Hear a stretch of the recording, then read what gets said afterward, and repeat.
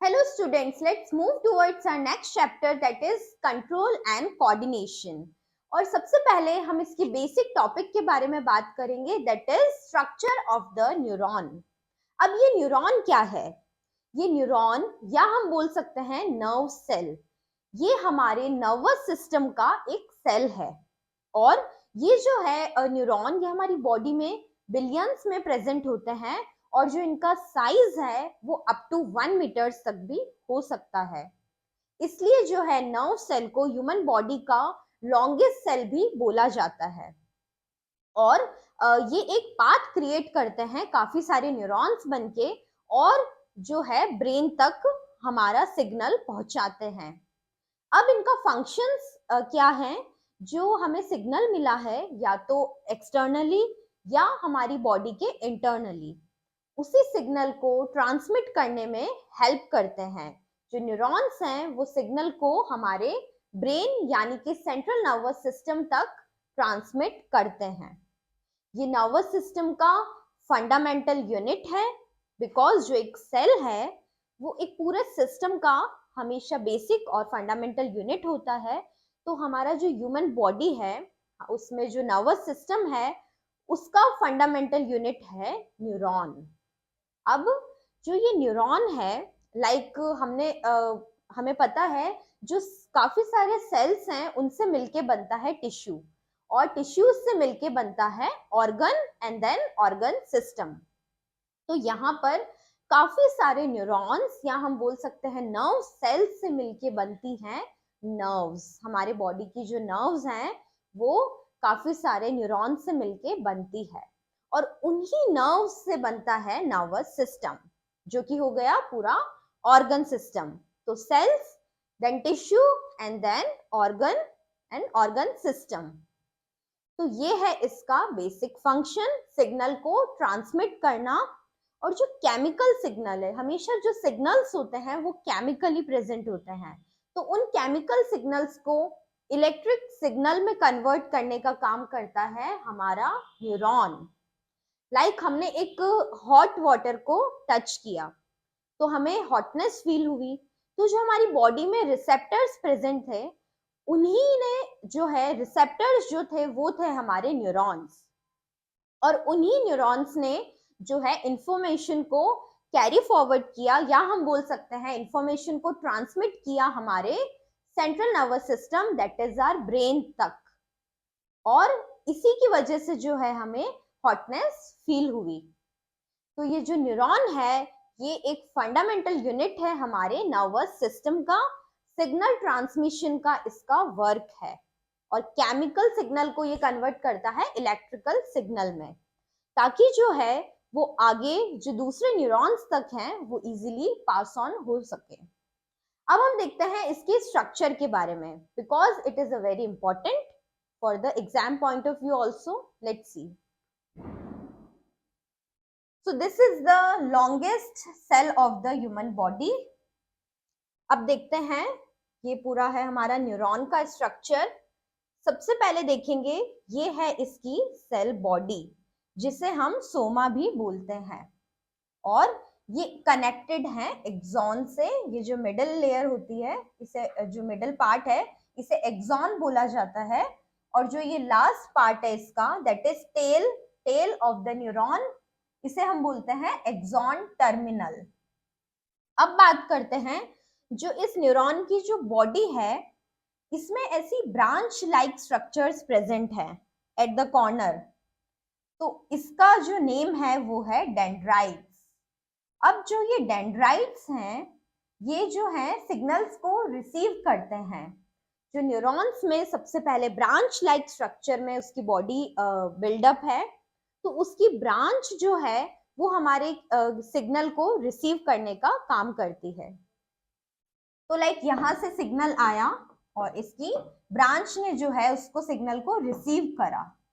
Then जो ये neuron की बॉडी है, सेल बॉडी, इसके अंदर एक न्यूक्लियस प्रेजेंट है जो पूरे न्यूरॉन को कंट्रोल करता है और उसी सेल बॉडी में न्यूक्लियस प्रेजेंट है, mitochondria, endoplasmic reticulum and Golgi body. Because ये एक पूरा सेल है और इसके पास सारी सेल ऑर्गेनेल्स प्रेजेंट होना जरूरी है, बिकॉज इसका जो फंक्शन है वो सिग्नल को ट्रांसमिट करना है। तो विदाउट सेल ऑर्गेनेल्स के ये वर्क इम्पॉसिबल हो सकता है, क्योंकि जो माइटोकॉन्ड्रिया है वो power house of the cell है और यही माइटोकॉन्ड्रिया जो है उसे एटीपी प्रोवाइड कर रहा है। दैट मीन्स इस सेल को ये माइटोकॉन्ड्रिया एटीपी प्रोवाइड कर रहा है ताकि उसे एनर्जी मिले और जो है उसका फंक्शन जो है सिग्नल ट्रांसमिशन का जो वर्क है वो सक्सेसफुली हो सके। तो इसके पास सारे सेल ऑर्गेनेल्स प्रेजेंट हैं। तो ये जो न्यूक्लियस है ये पूरा जो न्यूरॉन है उसका कंट्रोल करता है। लाइक डेंड्राइट से केमिकल सिग्नल आया, उसकी पूरी बॉडी में सबसे पहले एंटर हुआ, माइटोकॉन्ड्रिया था इसकी बॉडी के पास, उसी माइटोकॉन्ड्रिया ने इसको एनर्जी प्रोवाइड करी ताकि जो है वो फर्दर पास ऑन हो सके। So you can see here ये डेंड्राइट्स हैं, ब्रांच लाइक स्ट्रक्चर जिनकी हेल्प से सिग्नल रिसीव होगा। ये इसकी बॉडी है जिसे हम सोमा भी बोलते हैं और इसके पास सारे सेल ऑर्गेनेल्स प्रेजेंट है, mitochondria, endoplasmic reticulum, Golgi and etcetera. अब इसके बाद में है इसका मिडल पार्ट। ये जो है एक्सॉन, इसे हम एक्सॉन बोलते हैं और एंड पार्ट को एक्सॉन टर्मिनल। अब इसी एक्सॉन में जो ये थिन ट्यूब लाइक स्ट्रक्चर है, जो ये नोड जा रही है, इसे बोलते हैं नोड ऑफ रेनवायर। और ये जो नोड ऑफ रेनवायर है, ये जो करंट पास ऑन हुआ है, यहाँ बोल सकते हैं जो सिग्नल पास ऑन हुआ है उसे एक कंटिन्यूअस फ्लो प्रोवाइड करता है, बिकॉज जो सिग्नल है वो इधर उधर जो करंट के फॉर्म, इलेक्ट्रिक करंट के फॉर्म में है, वो इधर उधर पास ऑन नहीं हो और एक कंटिन्यूअस फ्लो का बना रहे। तो यहाँ से जो है केमिकल सिग्नल एंटर हुआ, उसके बाद जो एक्सॉन है उसने इलेक्ट्रिक जो है सिग्नल में कन्वर्ट करा केमिकल सिग्नल को। तो यहाँ से इलेक्ट्रिक सिग्नल आया और जो ये नोड ऑफ रेनवायर है इसने उस जो है इलेक्ट्रिक सिग्नल है उसको एक फ्लो दिया। जैसे कि हमारा कॉपर वायर होता है, उसमें जो उसकी कोटिंग होती है, तो वो जो है करंट को एक कंटिन्यूअस फ्लो करने में वर्क करती है ताकि जो है इधर उधर करंट का फ्लो नहीं हो, एक कंटिन्यूअस पाथ बन सके। तो ये नोड ऑफ रेनवायर जो है ये एक पाथ क्रिएट करती है इलेक्ट्रिक सिग्नल के लिए। अब इसके अंदर ऐसे सेल्स प्रेजेंट होते हैं जिन्हें बोला जाता है स्क्वान सेल्स, और यही स्क्वान सेल्स जो है माइलिन शीथ बनाते हैं इसके सराउंडिंग्स में। माइलिन शीथ जो इसकी ये लेयर है इसके स्क्वान सेल्स की, यही बनाएगी माइलिन शीथ।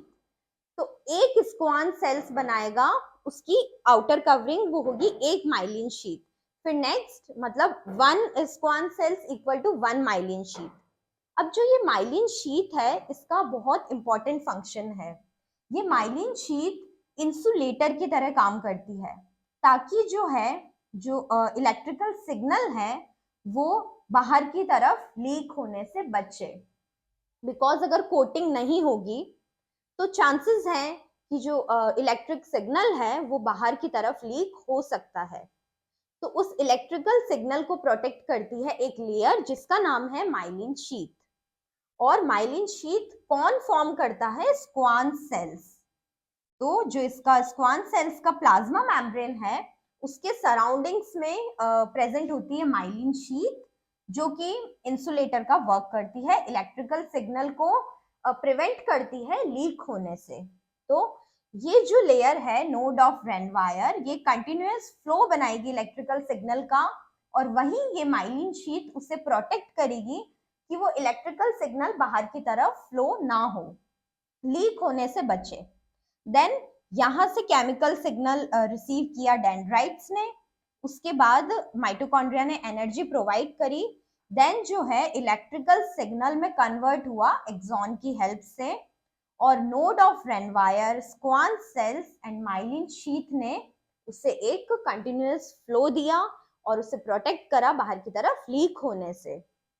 देन जो इलेक्ट्रिकल सिग्नल है वो आगे फ्लो करेगा यहाँ टर्मिनल के पार्ट में, और टर्मिनल जो है एक्सॉन टर्मिनल, ये न्यूरॉन का एंड पार्ट है। यहाँ पे काफी ये भी ब्रांच लाइक स्ट्रक्चर है और इनमें नोड प्रेजेंट है काफी सारी एंड में, उन्हें बोला जाता है साइनेप्टिक नोड। और जो यहाँ पे दो न्यूरॉन्स के बीच में जो गैप बनता है, जो एक नॉर्मल गैप होता है, उसे बोला जाता है साइनेप्टिक क्लेफ्ट। अब जो है ये साइनेप्टिक नोड जो है ये जो है केमिकल सिग्नल को दूसरे न्यूरॉन तक पास करने में हेल्प करती है। साइनेप्टिक क्लेफ्ट जो इसके एक्सॉन के टर्मिनल में प्रेजेंट होती है, ये आप देख सकते हैं, ये जो सर्कुलर स्ट्रक्चर है। और जो साइनेप्टिक क्लेफ्ट है यानी कि जो ये दो न्यूरॉन्स हैं, तो दो न्यूरॉन्स के बीच में जो एक गैप प्रेजेंट होता है उसे बोला जाता है साइनेप्टिक क्लेफ्ट, या फिर साइनेप्स भी हम बोल सकते हैं। तो जो दो न्यूरॉन्स हैं उसके बीच में जंक्शन या हम बोल सकते हैं गैप जो है उसे बोला जाता है साइनेप्टिक क्लेफ्ट या फिर साइनेप्स। और जो एक्सॉन टर्मिनल पे ऐसे नोड्स प्रेजेंट होते हैं जो कि एक कनेक्शन फॉर्म करते हैं दो न्यूरॉन्स के बीच में, उसे बोला जाता है साइनेप्टिक नोड। ये नोड लाइक स्ट्रक्चर है इसके एंड में, एक्सॉन टर्मिनल के एंड में, तो इसे बोला जाता है साइनेप्टिक नोड। तो इस तरह से जो है केमिकल सिग्नल इलेक्ट्रिकल सिग्नल में कन्वर्ट होके एक न्यूरॉन से पहुंचता है दूसरे न्यूरॉन तक, और ऐसे करके जो है सिग्नल ट्रांसमिट हो पाता है हमारे सेंट्रल नर्वस सिस्टम तक। So this diagram is very necessary. Let's revise once again. ये जो है जो न्यूरॉन है, सबसे पहले इसकी बॉडी है जिसे हम सोमा बोलते हैं, सेल बॉडी। इसके पास nucleus, mitochondria, endoplasmic reticulum, Golgi and सारे सेल ऑर्गेनेल्स प्रेजेंट हैं। और इसका जो है ये ब्रांच लाइक स्ट्रक्चर में फॉर्म है जिसे बोला जाता है डेंड्राइट्स। डेंड्राइट्स जो है केमिकल सिग्नल को रिसीव करते हैं न्यूरॉन की बॉडी में और उसे पास ऑन करते हैं एक्सॉन तक। एक्सॉन जो है इसका मिडिल पार्ट है न्यूरॉन का, और एक्सॉन के अंदर 3 इंपॉर्टेंट पार्ट्स हैं। सबसे पहले नोड ऑफ रेनवायर जो है एक इलेक्ट्रिकल सिग्नल को कंटिन्यूअस पाथ जो है क्रिएट करती है इलेक्ट्रिकल सिग्नल के लिए। और जो नोड ऑफ रेनवायर है उसके अंदर प्रेजेंट है Schwann cells. Schwann cells form करते हैं माइलिन शीथ, और माइलिन शीथ वर्क करती है एज अ इंसुलेटर, ताकि जो है करंट का फ्लो एक कंटिन्यूअस रहे और बाहर लीक होने से बचे, और इजीली सिग्नल जो है आगे की तरफ कैरी फॉरवर्ड हो सके या ट्रांसमिट हो सके। तो माइलिन शीथ जो है इसको प्रोटेक्ट करेगी इलेक्ट्रिकल सिग्नल को। देन जो एंड पार्ट है उसे बोला जाता है एक्सॉन टर्मिनल, और एक्सॉन टर्मिनल पे प्रेजेंट होते हैं साइनेप्टिक नोड। और जो साइनेप्टिक नोड है वो दो न्यूरॉन्स के बीच में कनेक्शन क्रिएट करते हैं, और जो साइनेप्टिक क्लेफ्ट है ये दो न्यूरॉन के बीच का गैप होता है, लाइक जंक्शन बोल सकते हैं हम। जो उसका मिडिल गैप होगा दो न्यूरॉन्स के बीच का उसे बोलते हैं synaptic cleft. So this was all about the structure of neuron and its function. अब अगर हम बात करते हैं न्यूरॉन के टाइप्स के, तो there are 3 type of neurons. First one sensory neuron, second motor neuron and third one is interneuron. अब जो ये sensory neuron है, ये जो हमारे रिसेप्टर्स होते हैं, जो सेंस ऑर्गन्स वाले जो रिसेप्टर होते हैं, लाइक हमें हॉटनेस फील हो रही है, कोल्ड फील हो रहा है, हम देख पा रहे हैं या सुन पा रहे हैं, ये जो सेंसरी ऑर्गन्स होते हैं इनके जो रिसेप्टर्स होते हैं या हम बोल सकते हैं न्यूरॉन होते हैं, ये इंफॉर्मेशन को कैरी फॉरवर्ड करते हैं हमारे ब्रेन तक, और हमें जो है हॉटनेस या कोल्डनेस फील होती है। तो सेंसरी न्यूरॉन जो है हमारे सेंसरी ऑर्गन्स को टारगेट करते हैं और उनका सिग्नल ट्रांसमिशन करते हैं। Next one motor neurons.